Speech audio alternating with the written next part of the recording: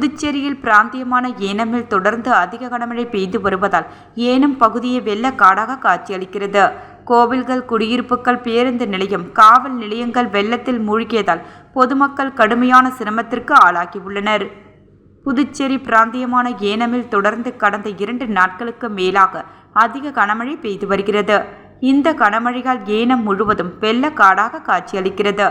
மேலும் சாலைகளில் வெள்ளம் கரைபுரண்டு ஓடுவதால் ஏனமில் உள்ள காவல் நிலையங்கள், கோவில்கள், பள்ளிக்கூடங்கள், கல்லூரிகள், பேருந்து நிலையம் என அனைத்து பகுதிகளிலும் வெள்ளத்தால் மூழ்கி காட்சியளிக்கிறது. கடந்த 2 நாட்களுக்கு மேலாக மழைநீர் படியாததால் பொதுமக்கள் கடுமையான சிரமத்திற்கு ஆளாகி வருகின்றனர்.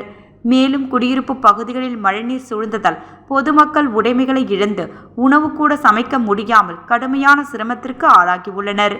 எனவே புதுச்சேரி அரசு இதில் உடனடியாக தலையிட்டு மழைநீரை வடிவதற்கு உடன் நடவடிக்கை எடுக்க வேண்டும் என்று பாதிக்கப்பட்ட மக்கள் கோரிக்கை விடுத்துள்ளனர்.